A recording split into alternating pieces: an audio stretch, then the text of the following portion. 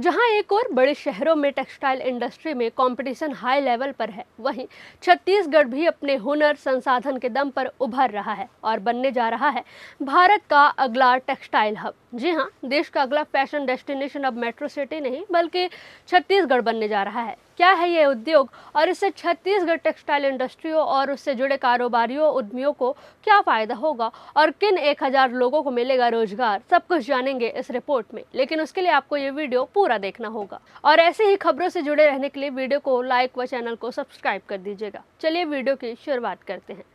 मुख्यमंत्री विष्णुदेव साय की अगुवाई में सरकार ने एक बड़ा कदम उठाया है। CMAI फैब शो 2025 में छत्तीसगढ़ ने करोड़ों के निवेश को आकर्षित करते हुए 1000 से अधिक लोगों को रोजगार देने वाले उद्यमों को बढ़ावा देने का ऐलान किया है। छत्तीसगढ़ की बेमिसाल कोसा साड़ियां, खासकर चांपा की, अब सिर्फ राज्य ही नहीं बल्कि अंतर्राष्ट्रीय बाजार की पहचान बनने जा रही है। नवरायपुर में 271 करोड़ की लागत से national institute of fashion technology की स्थापना के साथ राज्य में फैशन और टेक्सटाइल डिजाइन के नए युग की शुरुआत हो चुकी है। लेकिन सवाल ये है कि इस पहल से किन किन को मिलेगा फायदा। तो आपको बता दें कि इससे स्थानीय बुनकर और कारीगर, खासतौर से कोसा सिल्क जैसे पारंपरिक उत्पादों के निर्माता, जिन्हें अब सीधे ब्रांडिंग और प्रमोशन का फायदा मिलेगा।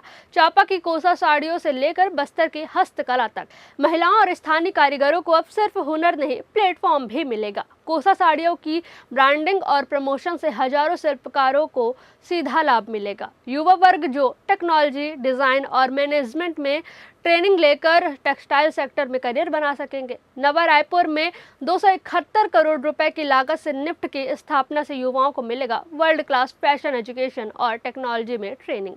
महिलाएं, खासतौर पर ग्रामीण और आदिवासी क्षेत्रों की महिलाएं जो स्वयं सहायता समूहों के जरिए गारमेंट्स निर्माण से जुड़ेंगी। MSME यूनिट्स जिन्हें स्पेशल इंसेंटिव मिल रहा है, खासकर बस्तर और सरगुजा जैसे क्षेत्रों में निवेश करने पर। 100 करोड़ के निवेश पर सरकार की तरफ से 252 करोड़ की प्रतिपूर्ति, यानी छोटे और मझोले कारोबारियों को मिलेगा बड़ा बल। इंफ्रास्ट्रक्चर और लॉजिस्टिक कंपनियां रायपुर से विशाखापट्टनम तक एक्सप्रेसवे और कार्गो सुविधा से लॉजिस्टिक सेक्टर को नई उड़ान मिलेगी। Raipur Visakhapatnam expressway, air cargo सुविधा और 48,000 करोड़ की रेल परियोजना से बिजनेस हब को विस्तार मिलेगा, जिससे विशाखापट्टनम जैसे पोर्ट में हमारी सीधी कनेक्टिविटी रायपुर में बिजनेस को बहुत बड़ा विस्तार देगी। मुख्यमंत्री के अनुसार देश के कई राज्यों में टेक्सटाइल इंडस्ट्री की नीतियां बनी, घोषणाएं हुई, लेकिन छत्तीसगढ़ ने जो कर दिखाया वो वास्तव में एक मॉडल बन गया है और इसका सबसे बड़ा लाभ मिल रहा है कपड़ा उद्योग से जुड़े छोटे और मझोले उद्यमियों को।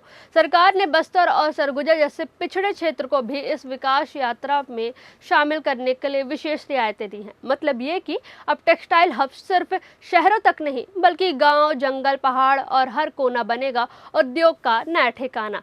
ये सिर्फ एक इंडस्ट्री का विकास नहीं है बल्कि एक राज्य के आत्मनिर्भर बनने की नई बयार है, जो मेक इन छत्तीसगढ़ से मेक फॉर इंडिया की ओर बढ़ रहा है। तो तैयार हो जाइए, क्योंकि आने वाले दिनों में छत्तीसगढ़ सिर्फ खदानों का नहीं बल्कि कपड़ों की क्वालिटी, डिजाइन और हुनर का भी हब बनने जा रहा है। इस खबर पर आपकी क्या राय है, हमें कमेंट करके जरूर बताएं। वीडियो को लाइक, शेयर व चैनल को सब्सक्राइब करना ना भूलें।